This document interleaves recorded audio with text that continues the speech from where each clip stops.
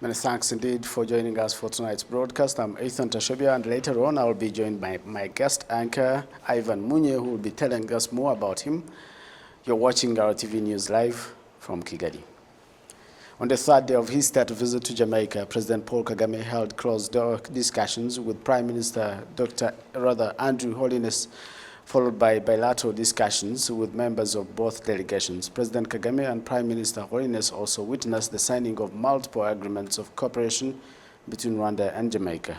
Both leaders told the press that the agreements signed will pave way for even stronger ties between the two countries. This is my first time to visit your country, and it coincides, as you rightly said, with Jamaica's 60th anniversary of independence.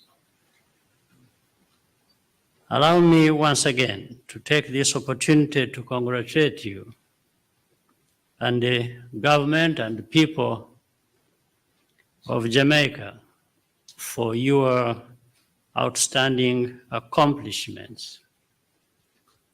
As I mentioned earlier, the Prime Minister and I had a very productive meeting. We agreed that there is no better time for Rwanda and Jamaica to deepen our relationship. The agreement on political consultations that has been signed will facilitate this process with a framework to enhance collaboration in key areas of mutual interest. We have also signed an agreement on tourism. This is a sector of strategic importance, which contributes heavily to our respective economies. As we recover from the COVID pandemic, we must learn from each other's experience and make this industry more resilient and rewarding to our citizens. We should also work together on the global stage to advocate for policies of particular relevance to our people, and climate change mitigation is a notable example. Earlier today, President Kagame and I engaged in critical discussions on various issues of mutual interest.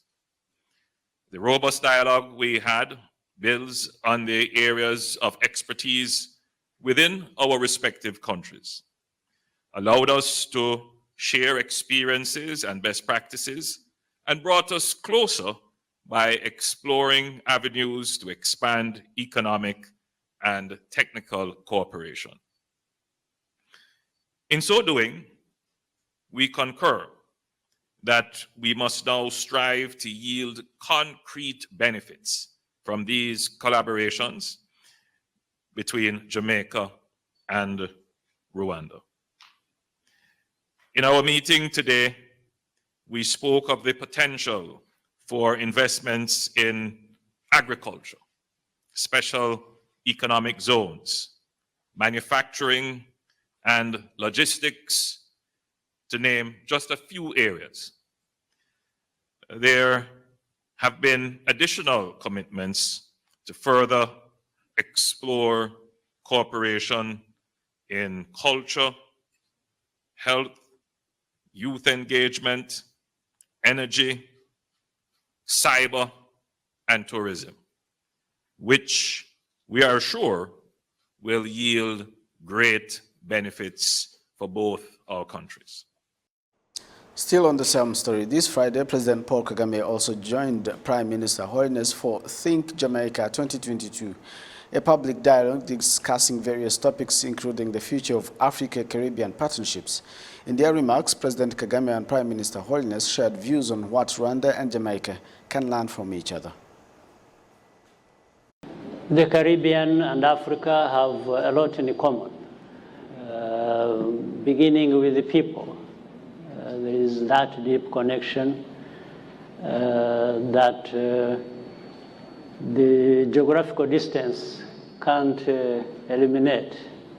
So the first thing we have to do is create that environment and the possibility for people to travel, Caribbean, say to Rwanda and East Africa or other parts of Africa, and vice versa. So we have to deal with visa issues and make sure that we create waivers, and so that we really encourage this connection, knowing that we have interest in one another, we can benefit one another. There is a lot we can do, whether it is trade or different things, but we have to be very practical, start with the right first things first, which is first even to carry the message to people and say, why not connect as close as we can.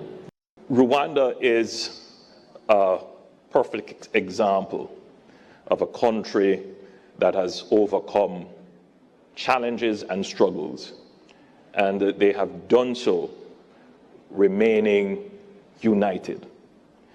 And I think that if you were to say what would be the lessons, it would be, first of all, resolving conflict. So a process of reconciliation. In every society, there will be divisions, there will be conflicts, there will be difficult issues, but the process of bringing everyone together in the society to resolve conflict and get the society singularly focused on development, I think that is a lesson for all countries. The other lesson is to be pragmatic. And I think if you were to describe President Kagame, you would say that he is pragmatic, he is instrumental, and he is deliberate in thought and action. And so leadership would be a very important part of any development of especially small countries. Leadership is so critical. But flowing from that leadership that is pragmatic is also an ethos of performance-based. And I think that is something that the Caribbean, the region, Jamaica, needs to adopt. In other stories, this Friday afternoon, Prime Minister Dr. Edward Njirene received the visiting Angolan ministerial delegation led by Ambassador Tete Antonio, the Minister of External Relations. Ambassador Tete delivered to Prime Minister Njirene a message from President Joao Lourenço, which is supposed to be extended to President Kagame. This is what he told reporters after meeting Prime Minister. We came to deliver a message from President João Manuel Gonçalves Lourenço to his brother, President Paul Kagame. You know, the two leaders have been enjoying very good personal relationships. So he sent a letter to his brother, which we delivered. But it was also an occasion to brief the Prime Minister on what we have reached this morning, the signing of several agreements which we are going to implement.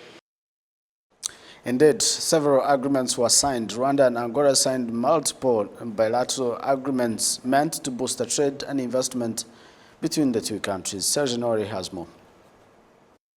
The memorandums of understanding and agreements that have been signed are focusing on double taxation avoidance, extradition, legal assistance, the transfer of convicted persons, agriculture and livestock development, local administration, and cooperation in the field of health. We have signed a cooperation agreement that Angola and Rwanda are going to work together to make sure that our peoples can benefit from cooperation between both our countries. We have different experiences in various sectors. We just agreed to work together to share our experiences, make sure that we can mutually benefit from the experience from both of us. And if you want, one example is that we have agreed here that visa for diplomatic service passport as well as the ordinary passport for Rwanda visiting Angola have been removed. That then Rwandan can travel to Angola, they can do business there, and, benefit from the double taxation avoidance agreement we have signed. So there are many ways Rwandans and Angolans can benefit from the agreement we signed today. It was also noted that the developments today come reinforcing what the two countries have been working towards for some time now. It's just the adjustment of something that already exists. Already exists a cooperation between both countries. Even way before we actually got into this phase of signing agreements and memorandum of understanding, Rwanda and the Republic of Angola, and Republic of Angola and the Republic of Rwanda, they had always considered themselves as strategic partners. What we did today was basically adjustment and also the formalization of most of the activities that they have been doing. A joint technical committee from both countries will see to the implementation of the agreements that were signed on Friday. In other stories, as Catholics here in Rwanda prepare to mark Easter, Cardinal Antoine Kambanda has noted that the faithful should celebrate the fact that even though Jesus Christ died horribly on the cross, death could not hold him. This comes as faithful have marked Good Friday.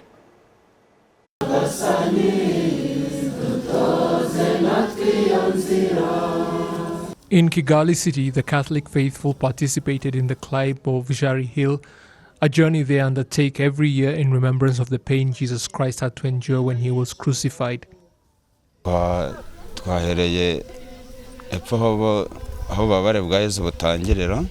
began at the bottom of the hill in remembrance of the pain he had to endure and ended our journey here.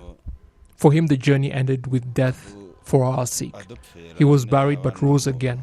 We came here to remember his journey that ended on the cross and death for our sake. At the top of the hill, Cardinal Antoine Kambanda addressed those gathered, emphasizing that what Jesus endured is reason to rejoice because it ended in victory and not defeat.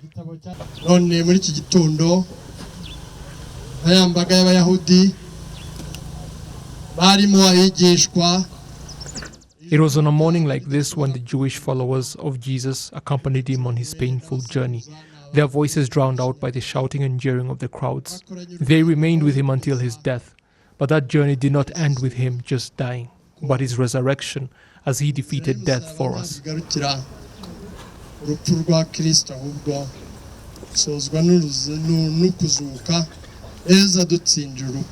On Sunday, Catholics and other Christians here in Rwanda will mark Easter, a day when the resurrection of Jesus Christ is celebrated.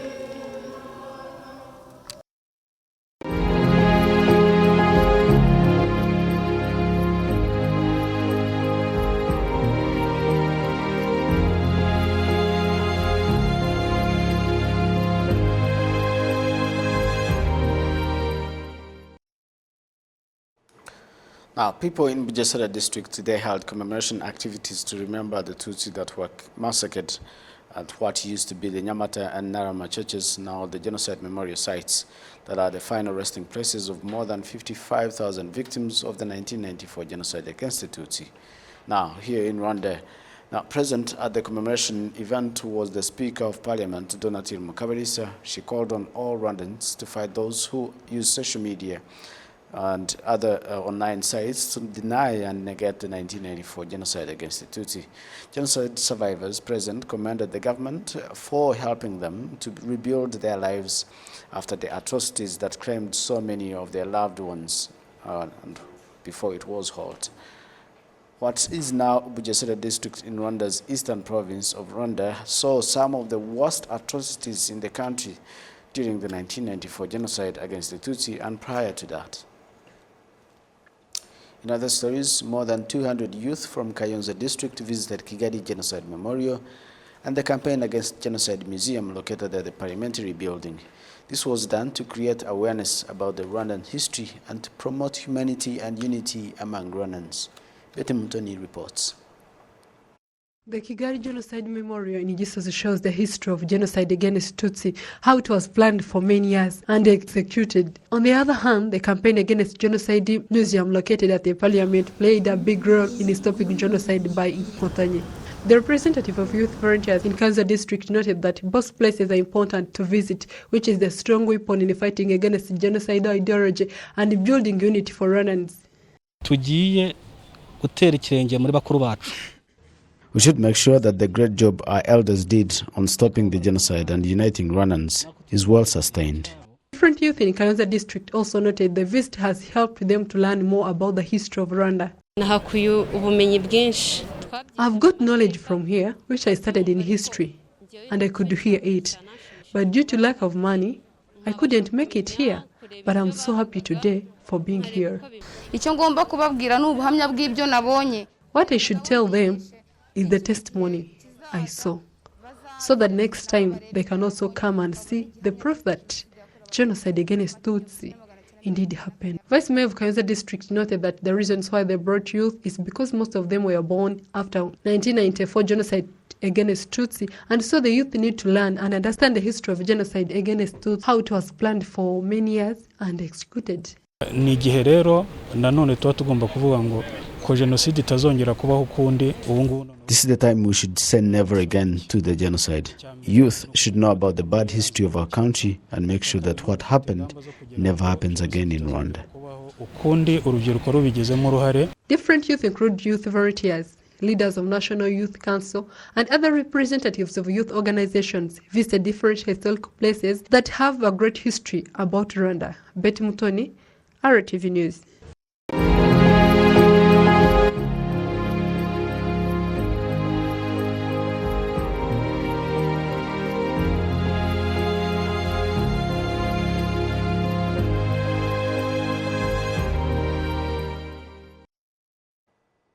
In other stories, the Water and Sanitation Corporation WASAC points out that the project of increasing water supply in and around the city of Kigali has reached a satisfactory level where infrastructure activities planned are about to be finished.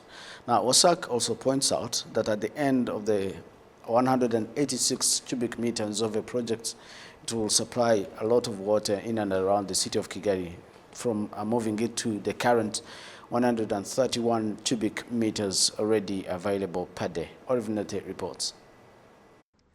The water treatment plant project in Kigali of the Water and Sanitation Corporation WASAC, in collaboration with the Japan International Cooperation Agency, is a project with 9.5-kilometer pipeline planned to take water from the Nzove plant to Nora to address the issue of water scarcity in some parts of Kigali.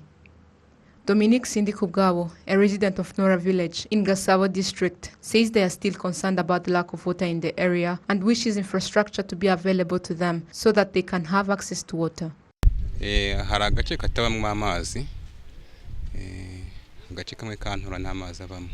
There's a part of Nora that does not have water. They tell us that the reason we don't have water is because the reservoir is down and the houses are at the top of the reservoir, which is why they're building the reservoir up so that water can be available. We wish to have access to water soon.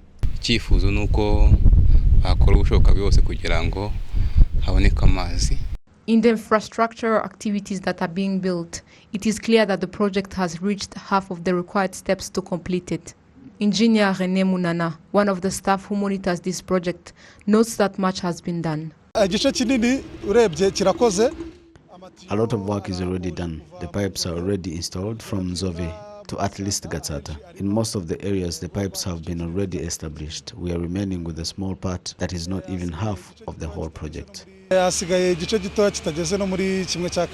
Nzove-Nora project is expected to complement the existing infrastructure so that water scarcity in and around Kigali city can be addressed. Benoit Nyirigira, who is in charge of water treatment projects in WASAC, notes that infrastructures that are being built will provide 186,000 meter cubed per day from the existing 131,000 meter cubed.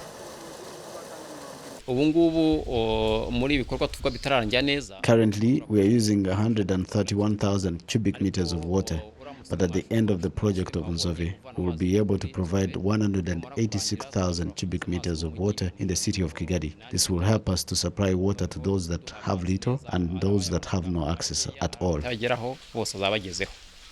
In addition to this project, there are other various projects that have been undertaken to address the problem of water scarcity in the country. The project alone is expected to deliver at least 87,000 meter cubed a day from about 60,000 meter cubed already available from the Nzove plant. Olive Nete, RTV News.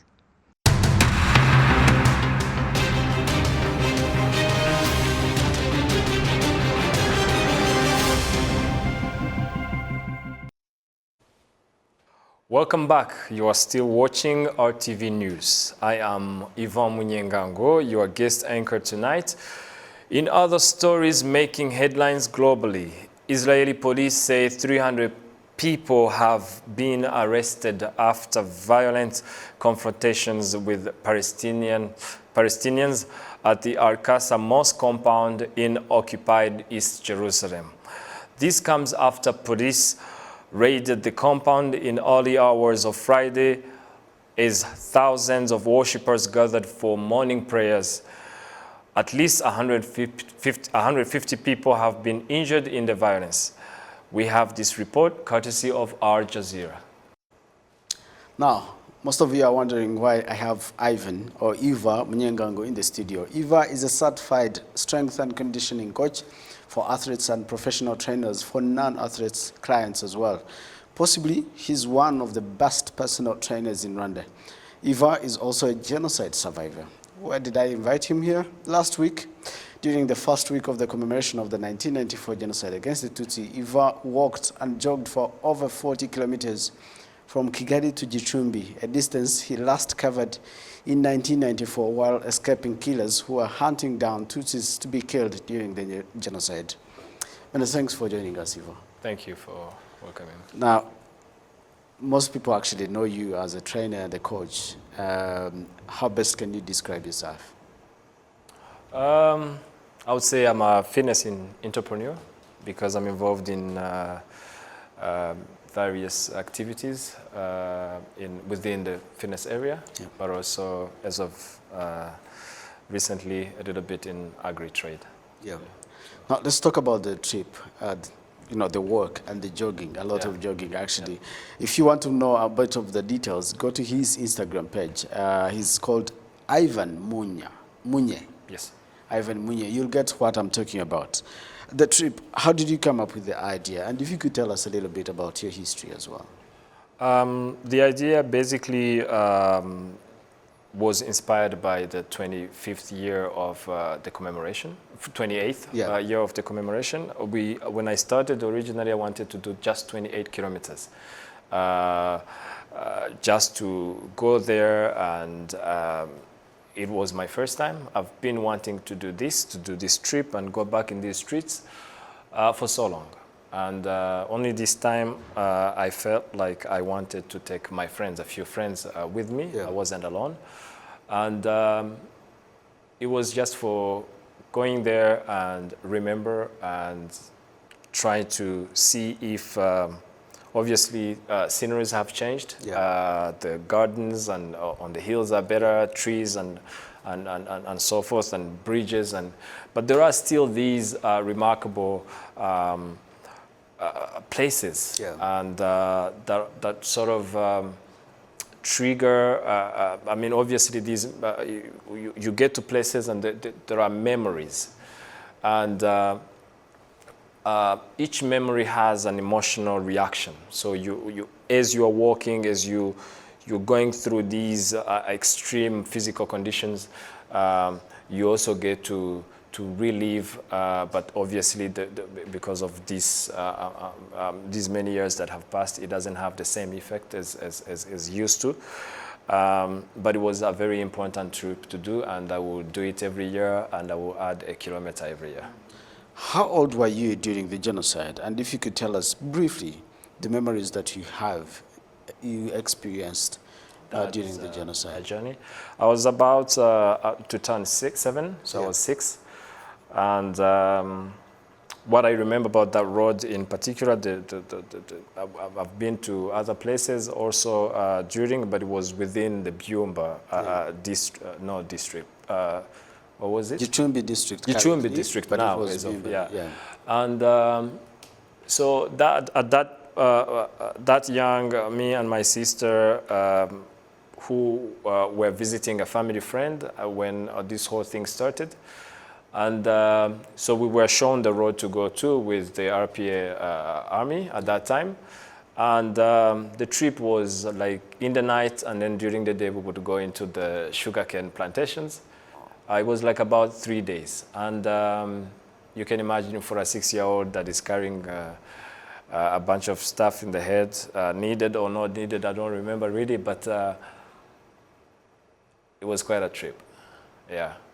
It's only now that I sort of understand it fully. I mean, obviously, what you're running from is behind you, the motivation is greater as a kid or as an adult. But it's even harder now to do it physically. But I'm glad I did it. You're glad you did. Yeah.